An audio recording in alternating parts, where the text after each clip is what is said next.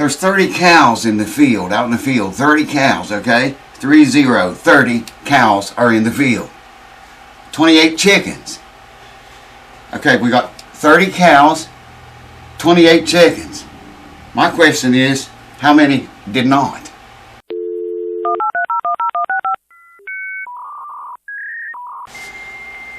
Alright, welcome back, folks. It's been a while. It's been, you all know everything that's been going on here. Today, I got a new gold tone banjo here. And maybe you can see gold tone. Beautiful banjo. It ain't new. I misspoke there a little bit. It's not brand new. It's a fairly new banjo. And someone did a horrible thing to it, setting it up. They tried to set it up and tried to adjust the head or tune the head or whatever. I'm going to get you and bring you over here and I'll show it, show it to you up closer. And I'll tell you what we got to do and show you what they did that we have to fix. Wow. I'm going to get you right now and do that. Hold on. I'll give you an up close view here first what the banjo looks like. Gold tone. These are becoming very, very popular banjos. I've never owned one myself, but I've played a few and they're pretty nice. Boy, it looks like brand new, man. It really does. But it's not brand new. Those thumb screws have got a Phillips head. Never saw that before. It says gold tone engraved in it right here. I just smeared fingerprints all over it. Tailpiece, bridge. That looks like a Snuffy Smith bridge, the way it leans back. If you can see that. But it's not Snuffy Smith. I guess it's a gold tone bridge.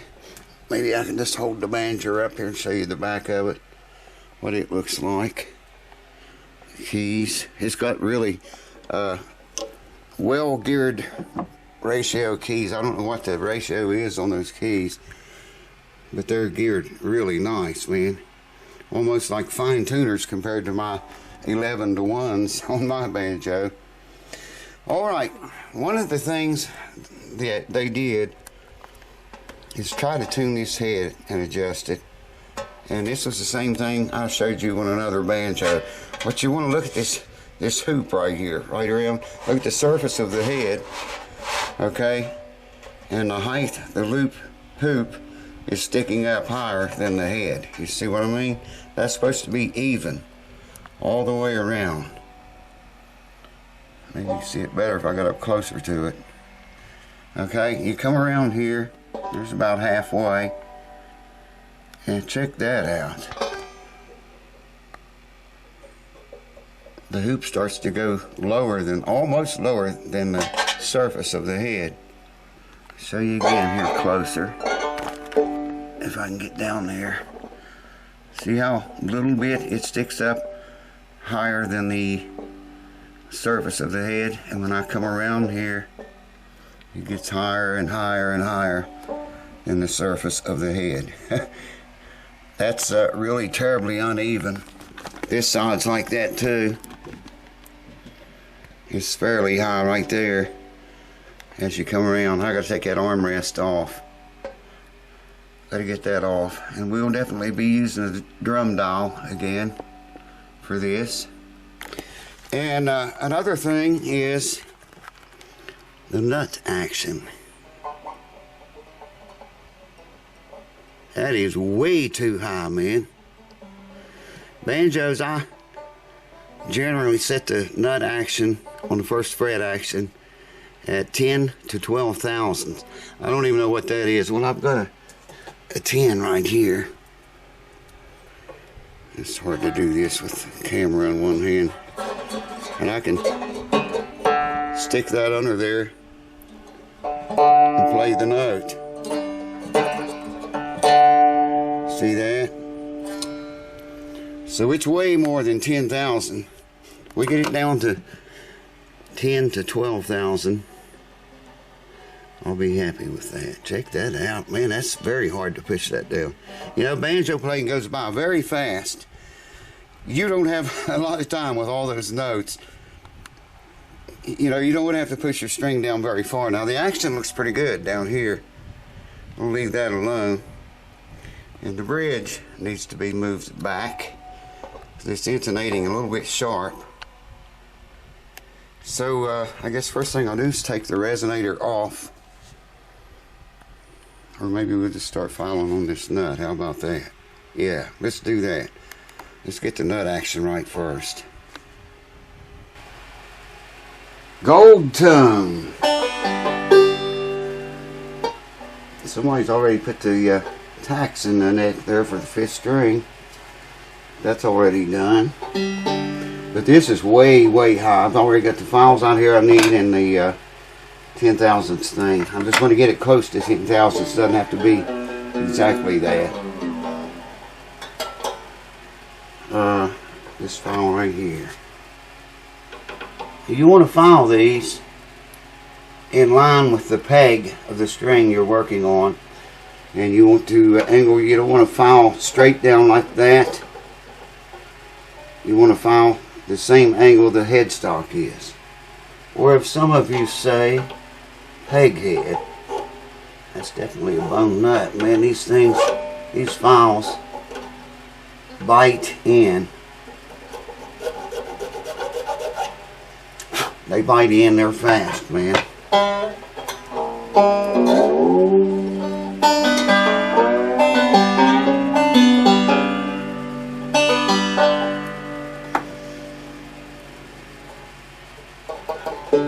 It still rings out with this feeler's gauge under it. So we go a little more on that. My buddy Todd Taylor, a lot of y'all may know him from here on YouTube. Todd Taylor, I think he went with gold tone banjos. I think that's what he's playing now.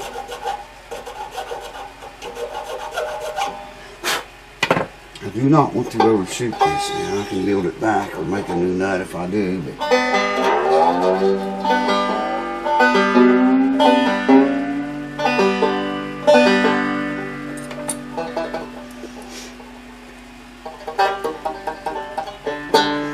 we're getting there.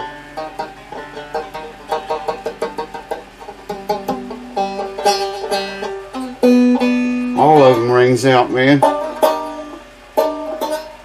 Maybe not the first one. I think it's popping up. Yeah, it'll ring out too. All of them is. Still got a ways to go.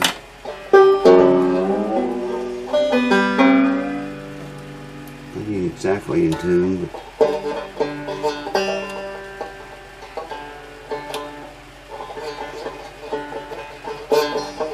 you can still go a little more on there, only not that low.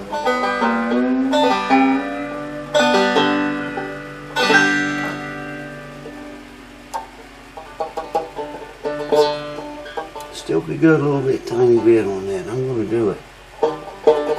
We're almost there. You can hear I'm hitting the string pretty hard, and it's not buzzing. And like I say, banjo playing goes by so fast. You know, you don't have very much time to push a string down very far, because you're not going to be there very long.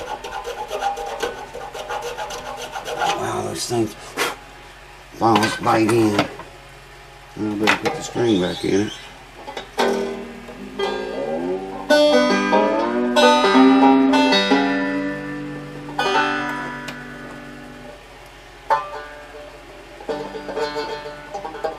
I think I'm going to let it go right there. That's probably about 12,000ths. I'm going to leave that alone. See, I can stick the feeler's gauge under the 3rd string and play it. I'm going to eliminate that problem. I need this other file.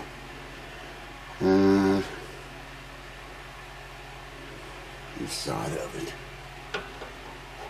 I've got 4 files here. Actually 2 files, but each side of the file has a file. If that That makes sense. Files toward the peg. That's definitely bone. No question about that.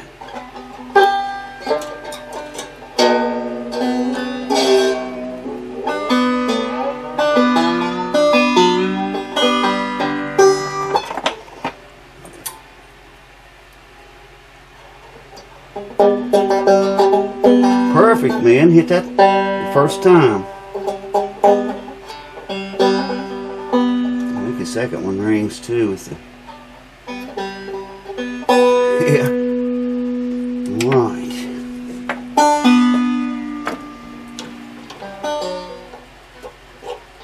Wow, that file bites in big time into that bone.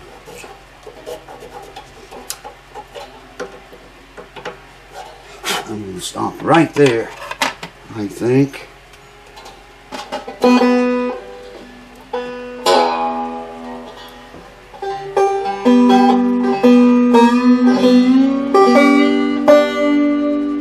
Those are way higher ratio tuning machines than my banjo is. That's perfect, man.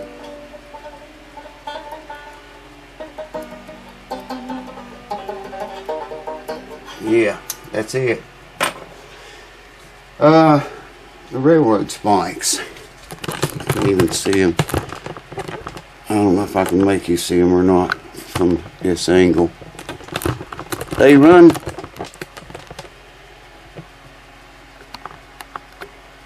under the string. I'm sorry about all the wonderful camera work. Here's the 5th key. Okay, the string runs down through here. The spikes are under the string. And I think you can see them. There's one here, here, here, here. 5 of those. No, 4 of them. I thought there was 5. Anyways, they're all out of line with each other. There's nothing I can do about that except pull them out. Well, now that I look at it, actually one is out of line pretty bad. And it's that one. On the 9th fret. It still works okay, I guess, but anyways, we got to, I'm going to leave that alone. I'm going to change the spikes. I'll take the back off of it, and we'll get inside here and see about tightening this, getting this head even. It's way off, man. It's really tight back here and looser up here. The head's tight, actually. Oh, wouldn't you know? I'm glad it's got a Phillips head screw on the top of them, because that's what I'm going to have to get those out. You should never put those in that tight. Hold on. Okay, so the armrest here is 7mm.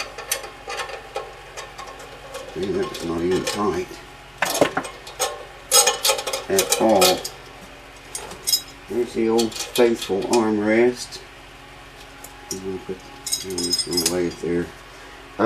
And the brackets back here are 6mm. I've already set up for that right there. But I want to look at this first. See, what we got to do is back here where it's cranked so tight, we got to loosen. And up here where the hoop is higher than the surface of the head, we got to tighten that. So we got to start about in this area, loosen all the way around to about right there. So just about half, this whole half of the head here, we got to loosen all that. And you can do that under string tension, just about halfway to just about halfway. You can do that under string tension. The key here is just going in very small increments, tiny ones. Or you can snap that head, man. Oh yeah, they got the tailpiece screwed way down too far on it too. We have to loosen the strings to move that. Though loosening the head will, to some degree, loosen it as well. Now I'm not going to hold you all here for all this, because it's just a long, very slow, boring process that has to be done. Oh, suey!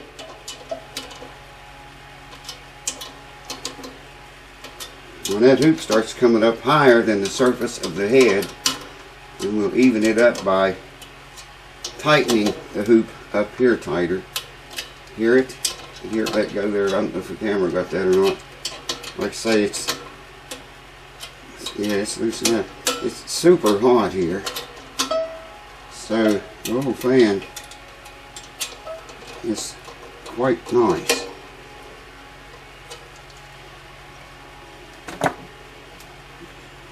I can already see a huge difference in that. Now it's tighter in this area. Boy, that head was tight, man. It's tighter in this area. So I'm going to start at the rear end, all the way down here, and come up this way.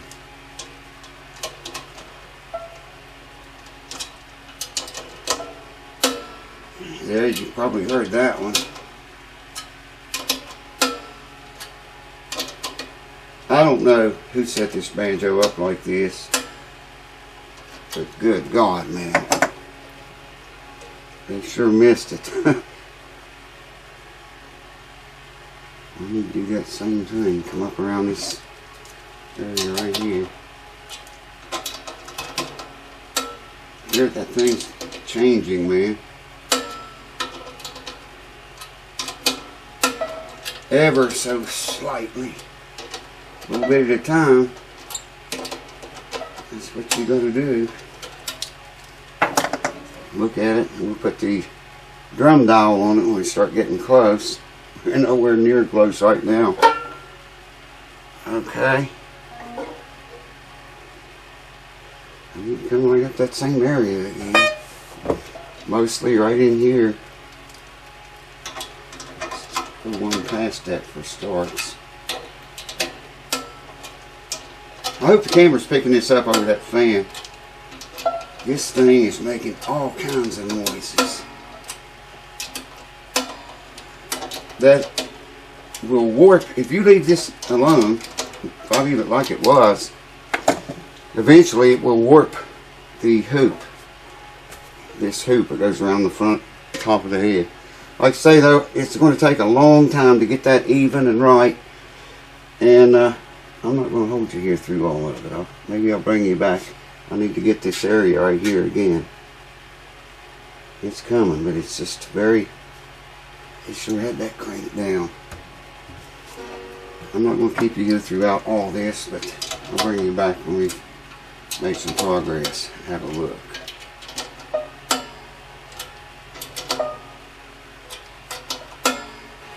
So I got the hoop even all the way around. Got the drum dial. I didn't put it back, but it's reading 88 all the way around the thing. I haven't put the armrest back on it yet. Anyways, I was getting ready to put the resonator back on, and I saw this. Check that out, man. And it's viewable with the resonator on there. I can just take my finger, see, and chip that away. See what I mean? It's taking a hit or something right there. Get those pieces out. Somebody step on those, it would hurt. But I'm going to take some sandpaper, about a 800, 900 grit, smooth that over, and we'll fix that. All it is paint, man. Blackish paint. And I have these that we're going to fix it with. Touch-up markers. You won't be able to tell this place ever existed. So let me get some sandpaper to get geared up here. I'll bring you right back and we'll fix that. Luckily, whatever did this didn't hurt the wood. It's just rough around there where the paint is. And I've got some 800 grit paper here. I can't get in there with a block to do anything.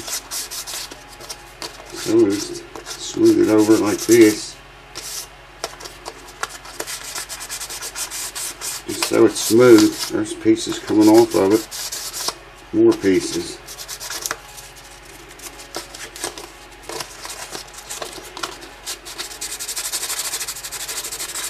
little lip in there makes it hard to work. I don't know if you're seeing. I hope you can see. I'm kind of holding the camera so you can see what's going down.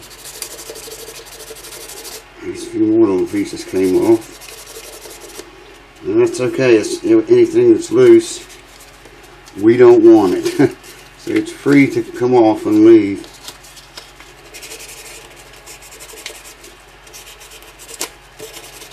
There's another tiny chunk. I can barely feel that now. A little bit right there.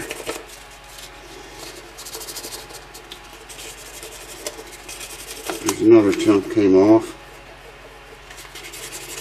And you're going to be able to feel it.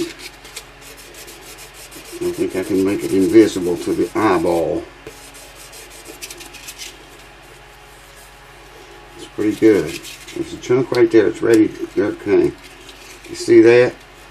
Pretty big chunk inside of there. It came off. You can still feel it a little bit now again. We don't want that. Trying to keep it in the camera. So you guys, I know this video is getting kind of long. I didn't expect to find this. He says go ahead and fix it, so we'll cover it up, rather. There we go.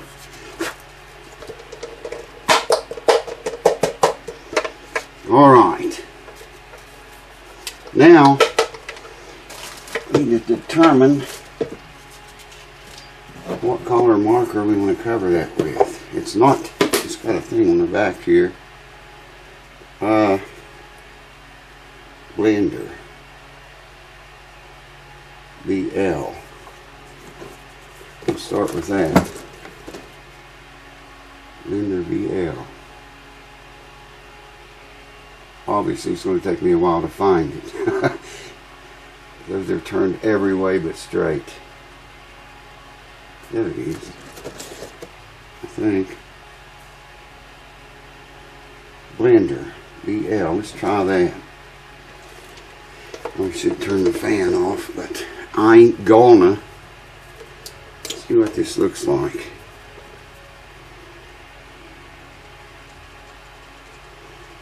No, that's not going to be dark enough.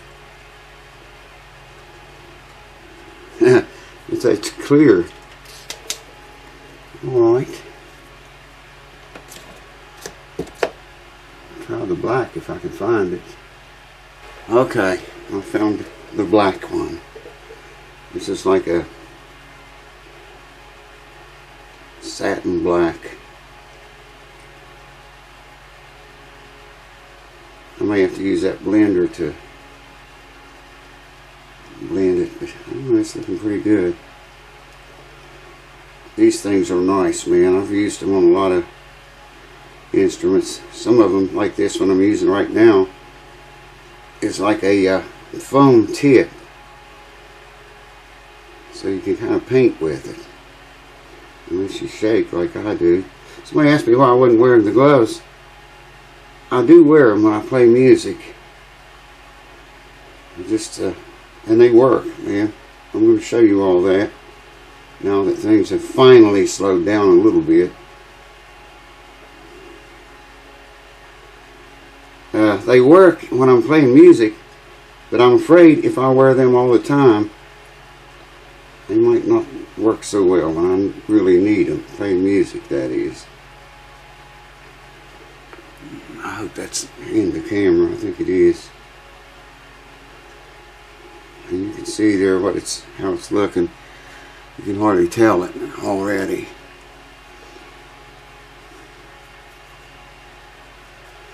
When that dries, I'll have to go over it again and use that blender. I think that's enough. Yeah. When it dries, I'll have to go over it again with the blender, and I'll bring you back for that. Alright, there's the sticker. Can you tell it? Can you tell where it is? At least your eye doesn't get sucked there anymore. Alright, I'm going to put the back on and I'll see you in a few. And there she is. It's a done deal. She's all back together and you can't tell it, man. I did set the intonation. I forgot to put it on camera, but I'll show you real quick. That's a harmonic note, 4th string to 12th fret. And here's noted.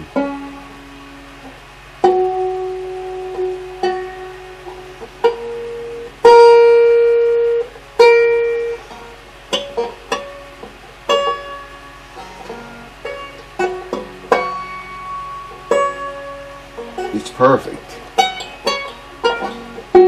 Thank you guys for watching. Hope you learned something about banjos today. A gold tone. I don't forgot what I said it was. A 250. I can see it there. I think that's a BG250F. You can look it up. They run several $1,000s. This one does not, but they get pretty expensive. Thanks for watching. Cheers to you. You're always down there like that. See you next time.